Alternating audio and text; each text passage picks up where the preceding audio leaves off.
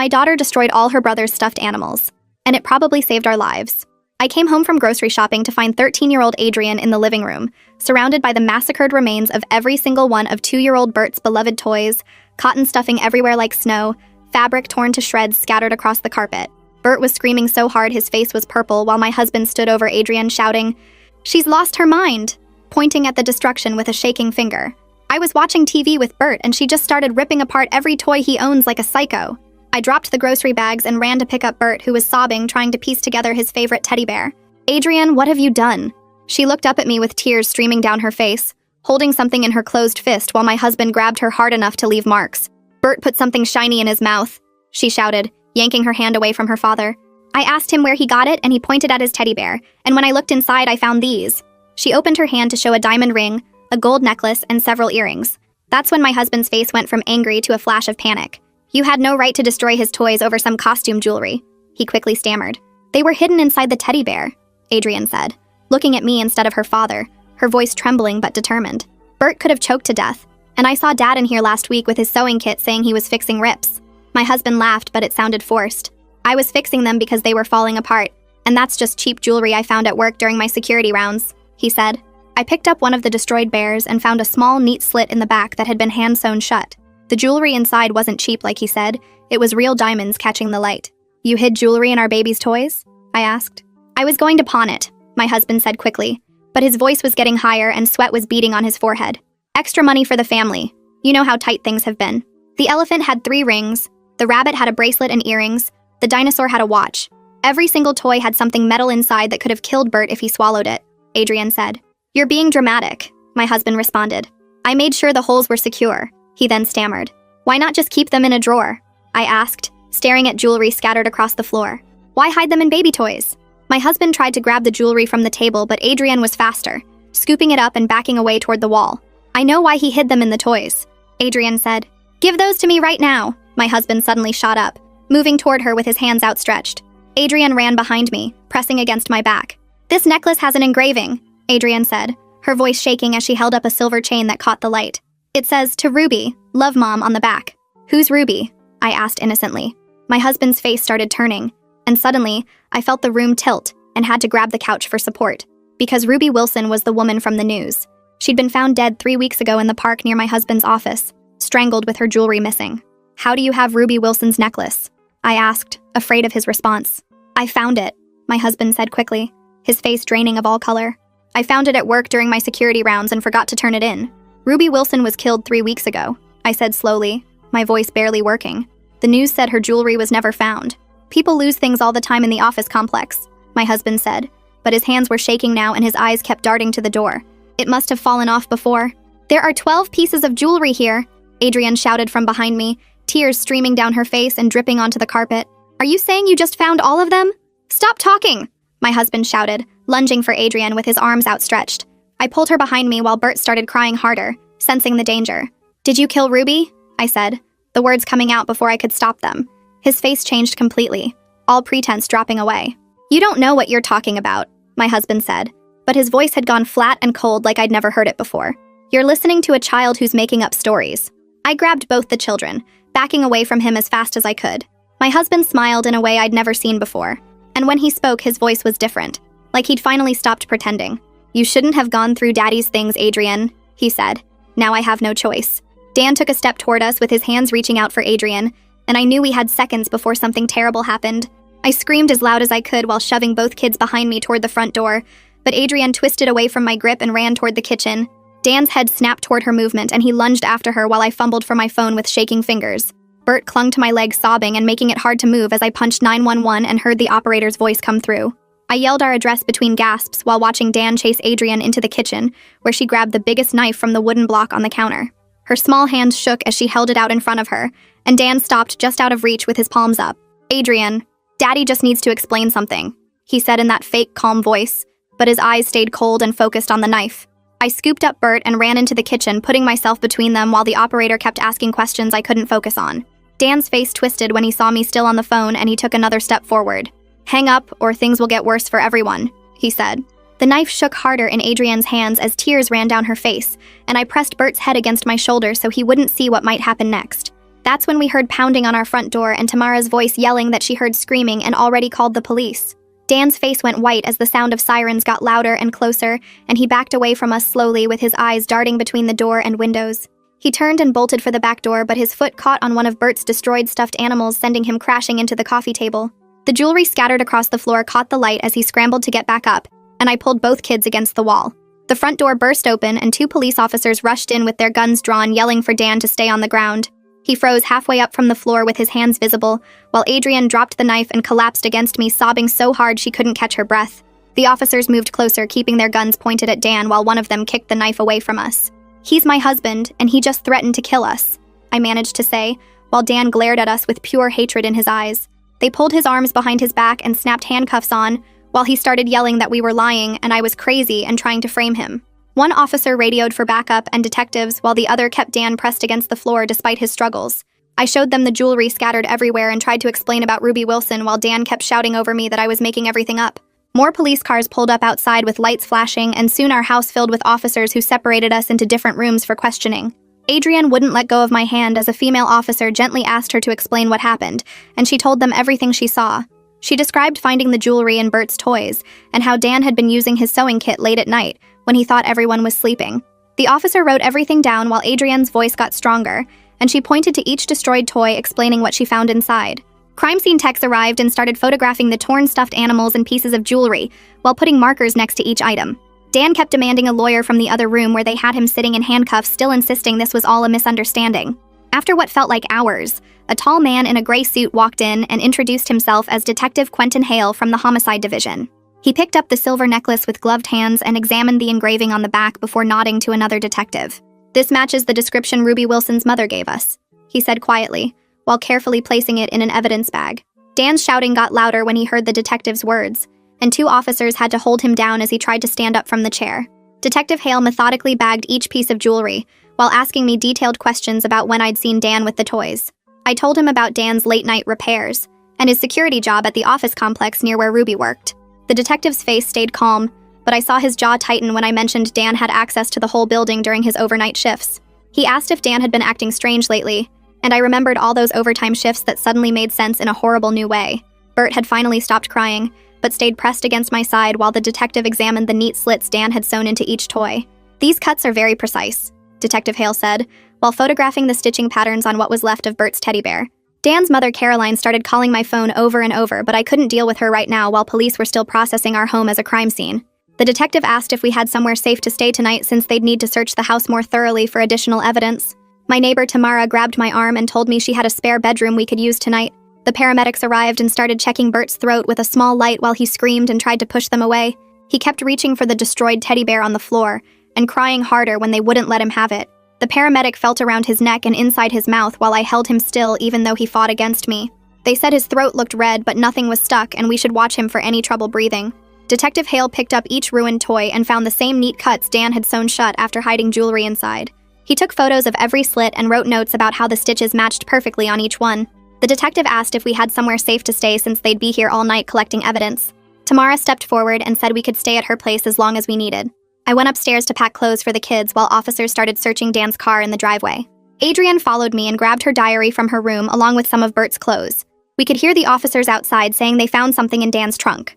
One of them came inside holding plastic bags with more jewelry that had been hidden under the spare tire. Detective Hale counted at least 20 more pieces, including watches and rings with different engravings. We left with Tamara while crime scene tape went up around our house. At her apartment, Adrienne sat on the couch holding Bert, who finally stopped crying but wouldn't let go of her. She sang the songs she always sang to him at bedtime while tears ran down her face. My hands wouldn't stop shaking as I tried to drink the water Tamara brought me. Everything felt wrong and I couldn't believe Dan had killed people. The phone rang and Detective Hale said they were heading to Dan's office at the security company to search his locker and desk. He mentioned 3 other women had been murdered near that office complex in the past year. All of them had jewelry missing when their bodies were found. Each victim worked somewhere Dan would have seen them during his security rounds. I hung up and realized Dan's overtime shifts were probably when he was hunting these women. Tamara made up beds for us, but I couldn't sleep at all that night. Every few minutes, I got up to check the door locks and look out the window. My phone kept buzzing with calls from Dan's mother, Caroline, but I couldn't answer.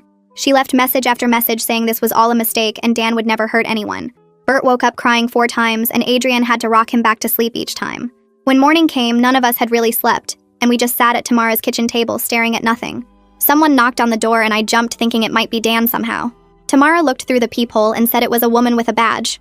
Isabel Santoro from Child Protective Services came in with a soft voice and kind eyes. She explained she needed to check on the children and document everything for their safety. Bert hid behind me while Isabel gently asked if she could talk to Adrian first. They sat at the table and Isabel asked about what happened yesterday with the toys. Adrian told her about finding the jewelry and how scared she was when Dan grabbed her. She mentioned seeing Dan with his sewing kit late at night when everyone was supposed to be sleeping. Isabel asked if Adrian had ever written about this, and Adrian nodded. She went to get her diary from Tamara's guest room and showed Isabel the pages. There were drawings of Dan sitting in the living room with his sewing kit and the toys spread around him. Adrian had written dates next to each drawing going back 3 months. Isabel took photos of the diary pages and thanked Adrian for being so brave. She checked Bert's throat again and wrote notes about the red marks that were still visible. Detective Hale called while Isabel was there to say the jewelry matched items from 4 different murder victims. The prosecutor was already preparing charges for multiple murders, not just Ruby Wilson. Each piece of jewelry had been reported stolen when the women were killed. Some of the victims' families had been searching for these items for over a year. He said Dan would probably never get out of prison with all this evidence against him. Just as Isabel was leaving, we heard shouting outside Tamara's door. Caroline was in the hallway demanding to see her grandchildren and banging on the door. She kept screaming that Dan was innocent and I had poisoned everyone against him. Tamara told her to leave, but Caroline just got louder and started kicking the door. Isabel called the police while Caroline yelled that she'd get custody of the kids. 2 officers arrived within minutes and found Caroline still pounding on the door. They told her she had to leave or they'd arrest her for harassment. Caroline screamed that I was keeping her grandchildren from her. And this was all lies. The officers had to physically remove her from the building while she kept shouting. Tamara deadbolted the door after they left, and we all just stood there shaking. Isabel pulled out her phone and called someone about getting us to the hospital right away for Bert's throat check. Within 20 minutes, an unmarked car arrived to take us to the emergency room, where a nurse was already waiting with paperwork started. The doctor, a young woman with gentle hands, examined Bert's throat with a light while he squirmed and cried. She said she wanted x-rays to make sure no metal pieces got stuck anywhere since he'd put that jewelry in his mouth earlier. The x-ray tech let Adrian come into the room wearing a heavy lead vest, while I waited outside watching through the window. Adrian made funny faces at Bert, sticking out her tongue and crossing her eyes to keep him still on the cold table. The machine clicked and whirred while Bert reached for his sister, and she held his tiny hand through the whole thing. The results came back clear, but the doctor wanted us to watch for any stomach pain or trouble swallowing over the next few days. My phone rang while we were leaving, and the caller ID showed a number I didn't recognize. The man on the other end said he was Dan's lawyer and needed to discuss bail arrangements. He said Dan wanted to see his children and had a right to family visits before trial. I told him Dan had threatened to kill us all, and the lawyer actually said I was probably overreacting to a stressful situation. I hung up on him and blocked the number while my hands shook so bad I almost dropped the phone. That night at Tamara's apartment, the local news came on with a breaking story about a security guard arrested for multiple murders. They didn't say our names, but showed our house with yellow tape across the door and neighbors being interviewed on the lawn. Mrs. Peterson from across the street was telling reporters she always thought something was off about Dan working such strange hours. The next morning, Isabel came back with paperwork for an emergency protection order that would legally keep Dan away from us. She drove us to the courthouse where we met with a judge in his chambers instead of open court for our safety. The judge read the police report about Dan's threat and the weapons they found in his car, then signed the order immediately. He said Dan couldn't come within 500 feet of us or try to contact us in any way. Detective Hale called that afternoon asking me to come to the station to look at some photos. He spread out pictures of women on the conference room table, all young and pretty with bright smiles. One worked at the coffee shop Dan went to every morning before work, another at the gym near his office where he had a membership. He asked if I recognized any of them, and I realized I'd seen the coffee shop girl when I'd met Dan for lunch once. She'd been so friendly, remembering his usual order and asking about his family, and now she was dead. That's when it hit me that all of Dan's overtime shifts, all those late nights and weekend hours, weren't really work at all. Every time he came home exhausted saying he'd had to deal with difficult people at the office, he might have been out hunting women. All those detailed stories about problems with security cameras or dealing with trespassers were just lies to cover up where he'd really been. The reporters found Tamara's building within 2 days and started camping outside with cameras and microphones. They knocked on every door asking residents if they knew us, offering money for information about where we were staying. Tamara came back from getting groceries to find 3 reporters in the lobby trying to convince the building manager to let them upstairs. We packed our bags that night and Isabel helped us check into a hotel across town using fake names she'd arranged with the prosecutor's office.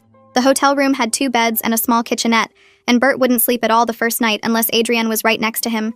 He kept waking up crying and grabbing for her hand, and she'd sing the same lullaby over and over until he calmed down. Detective Hale called the next morning with news that made my stomach turn inside out. They'd found Dan's computer at our house and cracked the encrypted files he'd hidden behind password protection. There were hundreds of photos of women he'd been watching, some taken from far away with a zoom lens, others from security cameras at his work. The worst part was that some of these women were still alive, going about their daily lives with no idea a killer had been stalking them. Police were rushing to warn them while I ran to the hotel bathroom and threw up everything in my stomach. Adrian heard me and came to hold my hair back, and we just sat on the bathroom floor together for an hour without talking. 3 days later, Isabel arranged for Adrian to start seeing a trauma specialist who worked with children who'd witnessed violence. The therapist's office had toys and art supplies, and she told Adrian she could express herself however felt comfortable. Adrian wouldn't talk about that night at all, but she started drawing pictures instead. Dark pictures of teddy bears with monsters hiding inside them, of toys with teeth and claws, of a little boy surrounded by dangerous things. The therapist said this was normal, and might be how Adrian processed what happened for a while. A week after Dan's arrest, the prosecutor assigned to the case asked to meet with me at her office downtown. She was older, with gray hair and sharp eyes that had probably seen too much over the years. She explained Dan was facing 15 counts of murder plus attempted murder of his family, which meant life in prison without parole if convicted. Then she looked at me seriously and said the trial would be brutal, that Dan's lawyer would attack our credibility and try to make us look like liars.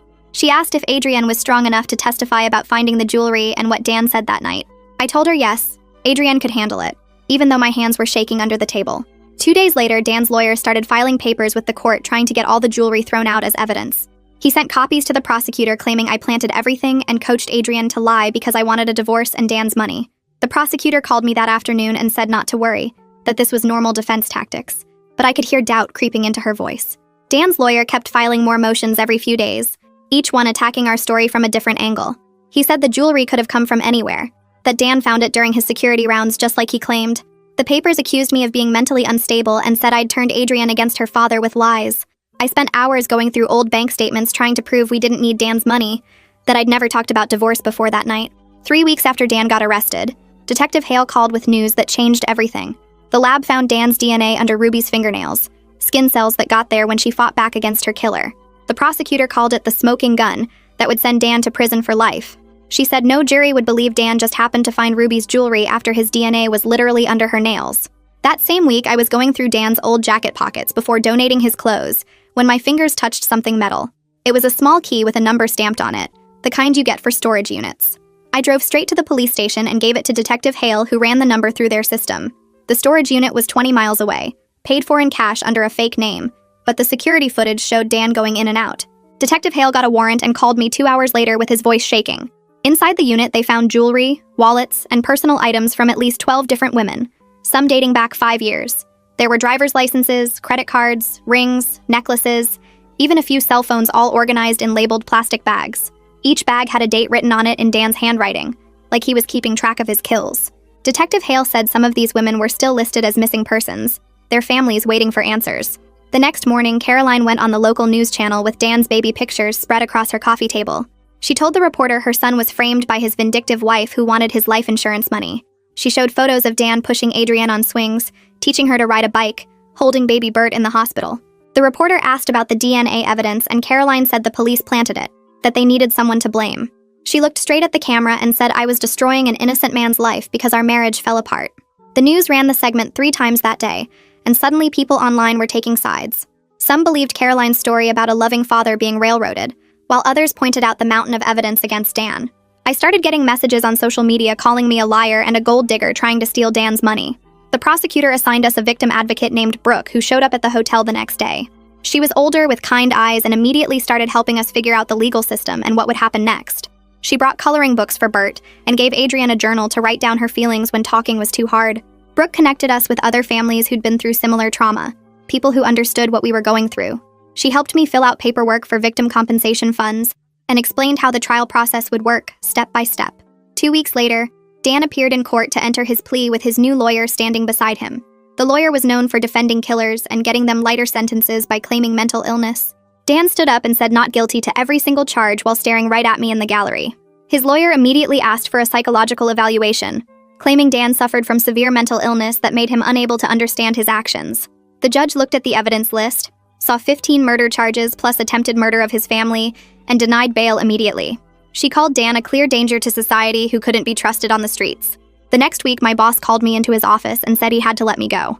I'd missed too much work dealing with police interviews, court appearances, and keeping the kids safe from reporters. He said he understood, but the company needed someone reliable, and I couldn't guarantee when I'd be back. Brooke helped me apply for emergency victim compensation funds that would cover our hotel and food costs for a few months. She also connected me with a job placement program for crime victims, though I couldn't even think about working yet. During Adrienne's 4th therapy session, she finally broke down completely, sobbing so hard she could barely breathe. She told the therapist she'd noticed things for months: weird behavior from Dan, strange items in his pockets, lies about where he'd been.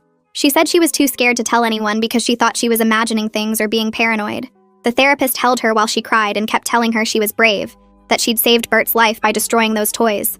Adrienne asked if it was her fault people died because she didn't speak up sooner about her suspicions. Detective Hale called that night with updates that made me dizzy. They'd now connected Dan to 15 murders across 3 counties using the items from the storage unit.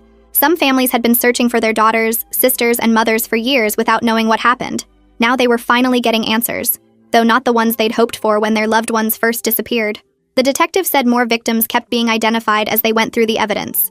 3 days later, a reporter figured out our fake names at the hotel by bribing a desk clerk. We came back from Adrienne's therapy to find him waiting in the lobby with a camera crew. He shoved a microphone in Adrienne's face, asking how it felt to have a serial killer for a father. Hotel security kicked him out, but the damage was done, our location was blown, and more reporters would come.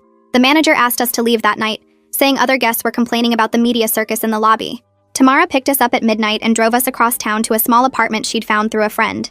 Nobody in that neighborhood knew who we were, and the landlord agreed to keep our real names off the lease. We moved in with just our suitcases and the few toys Tamara had bought for Bert to replace his destroyed ones. 2 weeks into living at the apartment, Dan's lawyer showed up at our door with an envelope that had my name written in Dan's handwriting. I took it with shaking hands while the lawyer stood there watching, and inside was a 3-page letter where Dan wrote that he forgave me for turning him in and destroying our family.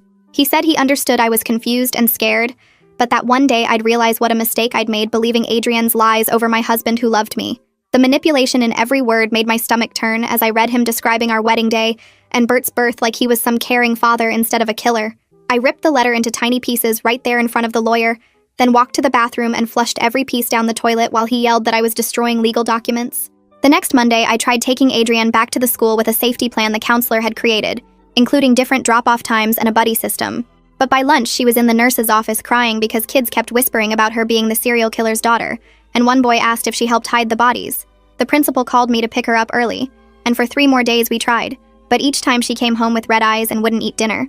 On Thursday, a group of girls cornered her in the bathroom and said she was probably just like her dad, that being crazy ran in families. I pulled her out that afternoon and started researching homeschool programs on Tamara's old laptop, filling out enrollment forms while Adrienne sat next to me drawing dark pictures. That same week, Caroline showed up at family court with a lawyer, filing emergency custody papers claiming I was an unfit mother who couldn't protect my children. She brought photos from her son's arrest and newspaper clippings, telling the judge I'd turned Dan's own children against him with my paranoid delusions. The judge read through her petition while Caroline sat there in her best dress, but when he saw the police reports about Dan's murders and Caroline's harassment at Tamara's apartment, he dismissed the case immediately. He told Caroline that Dan was facing 15 murder charges, and she needed to accept reality instead of traumatizing the children further. Caroline screamed that we'd destroyed her family, and security had to drag her out while she yelled that Dan was innocent. 3 days later during breakfast, Bert looked up from his cereal and said, "Scared, clear as day," his first word in over a month. I dropped my coffee mug and it shattered on the floor as I ran to hug him, both of us crying while Adrienne rushed over. His pediatrician examined him that afternoon and said the trauma was severe, that Bert would need years of specialized therapy to process what happened. She gave us referrals to child psychologists who dealt with family violence and said his selective mutism was his mind's way of protecting itself. The following week, Detective Hale drove me to the courthouse where I had to testify before the grand jury about finding the jewelry and Dan's threat to kill us. I sat in that wood-paneled room with 23 strangers staring at me while I described every detail of that night, from Adrienne destroying the toys to Dan's cold eyes when he said he had no choice. The prosecutor showed them photos of the jewelry and the destroyed toys, then played the 911 call where you could hear Dan threatening us in the background. 2 hours later, they indicted him on 15 counts of first-degree murder, plus 3 counts of attempted murder, for threatening to kill me, Adrienne, and Bert. When the trial date was set for 6 months away, Brooke sat me down and explained it would be a long process with motions and delays. She warned that Dan's lawyer would file appeal after appeal, that even with a conviction we could be dealing with this for years. She helped me apply for extended victim compensation, since I still couldn't work while managing the kids' therapy and court appearances. A week later, I got a call from a woman who ran a support group for families of violent crime victims, saying they'd heard about our case and wanted to invite us to their meetings. I wasn't sure at first because talking to strangers about Dan felt impossible, but Adrian overheard and said she wanted to go, that maybe other kids there would understand what it was like. We went that Tuesday night to a church basement where 15 people sat in a circle, and Adrian immediately connected with a girl whose dad had killed her mom. Meanwhile, Detective Hale called with updates from the forensics team who'd been processing evidence for weeks. They found Dan's fingerprints on jewelry from 3 victims he'd claimed he never met, women from different neighborhoods who had no connection to his work. His lawyer tried arguing Dan must have found those items during his security rounds too, but the detective said no jury would believe he just happened to find jewelry from women killed miles from his office. While organizing Dan's old papers for the lawyer, I found a folder in his filing cabinet that made my hands go numb.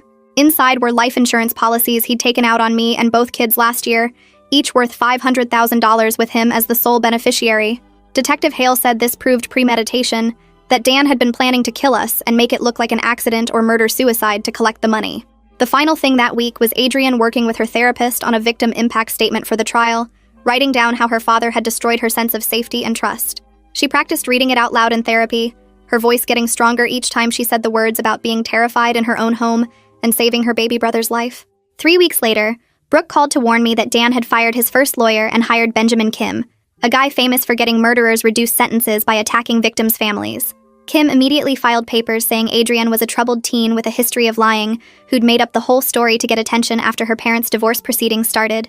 I stared at the documents claiming I'd coached her to plant evidence while Dan watched from jail, unable to defend himself against our conspiracy. The prosecutor assured me this was just a defense tactic, but warned it would get ugly fast. That same week, the support group Brooke found became our only safe space where nobody judged us for being related to a killer. Adrian connected with a 17-year-old girl named Maya, whose dad had murdered her mom 2 years ago, and they started texting constantly whenever panic attacks hit either of them. Maya taught Adrian breathing exercises while Adrian helped Maya deal with the guilt of testifying against her own father. The group leader explained that children of killers often felt responsible for not seeing the signs earlier, something both girls struggled with daily. Other families there understood why we couldn't go to the grocery store without checking over our shoulders, or why Adrian slept with a baseball bat next to her bed. 4 months after Dan's arrest, I found Bert in his room playing with a stuffed elephant for the first time since that horrible night. He'd refused to touch any toys with openings or pockets, screaming if anyone tried to give him anything that could hide objects inside. Adrian had spent weeks searching online for completely sealed toys with no zippers or Velcro, finally finding a special teddy bear made for babies that was sewn shut permanently. She gave it to Bert with tears in her eyes and he hugged it tight while whispering that this one was safe because nothing bad could fit inside. The therapist said this was huge progress since he'd been too scared to play at all for months. Detective Hale called the next morning with news that made me drop my coffee mug on the kitchen floor. 2 witnesses had come forward after seeing Dan's photo on the news, both placing him near crime scenes on nights he'd claimed to be working overtime. The first witness was a bartender who remembered Dan drinking alone at a bar 3 blocks from where victim number 7 was killed, checking his watch repeatedly until exactly 10:30 when he suddenly left.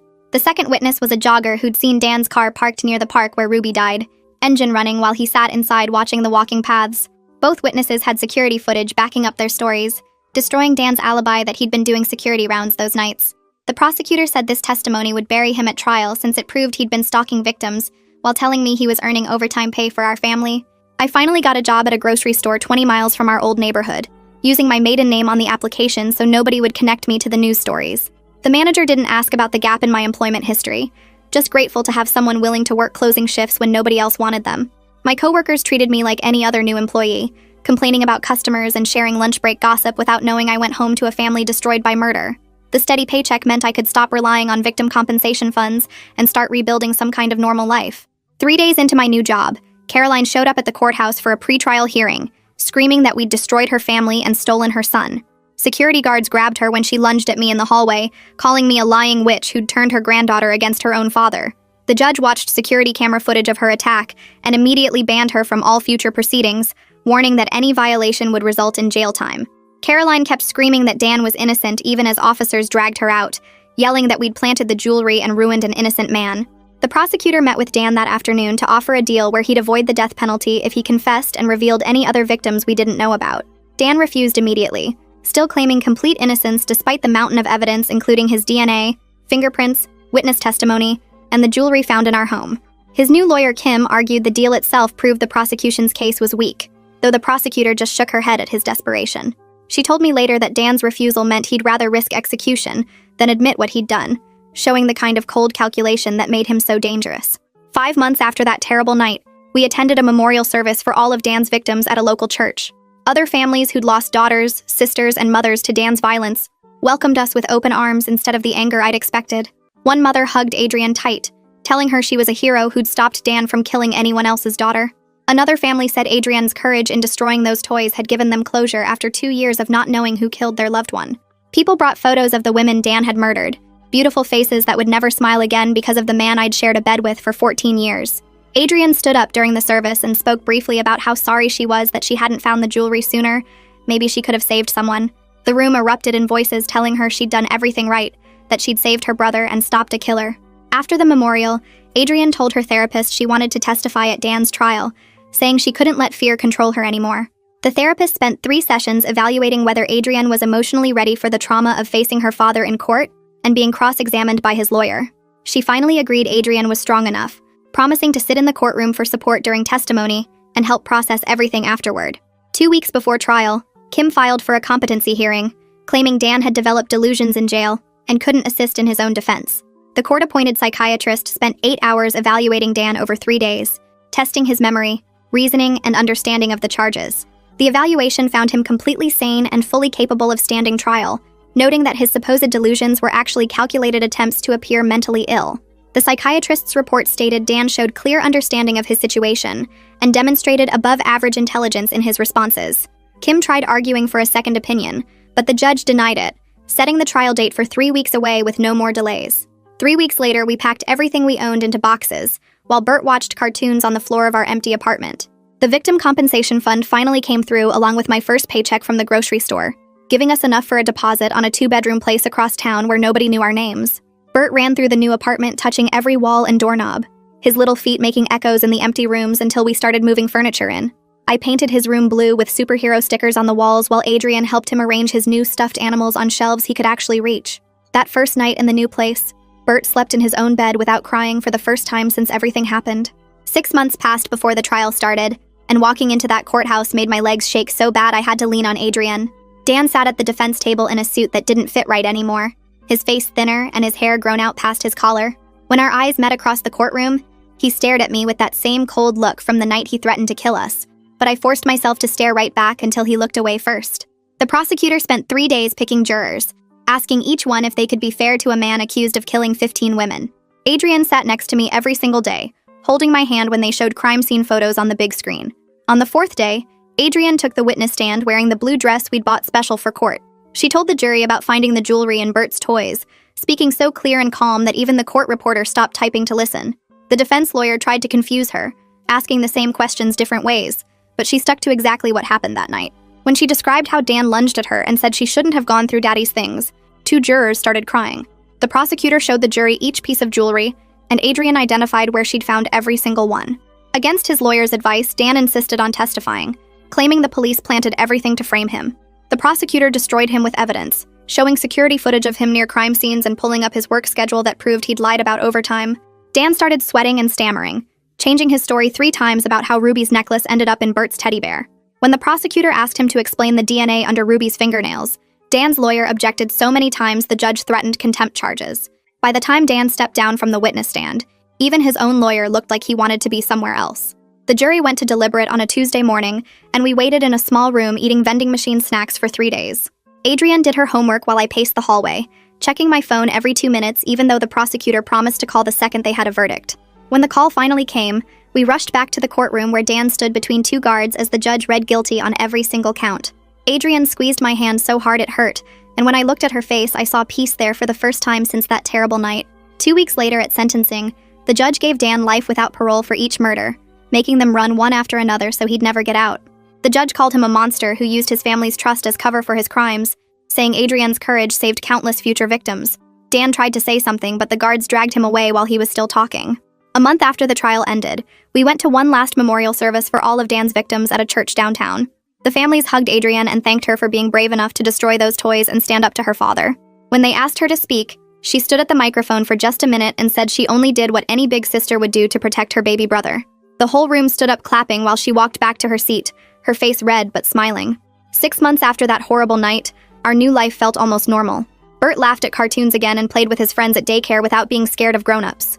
Adrian started an online group for kids whose parents had done terrible things, spending hours every week talking to other teenagers who understood what she'd been through. I finally slept through the night without waking up to check the locks, knowing Dan would die in prison before he could ever hurt us again.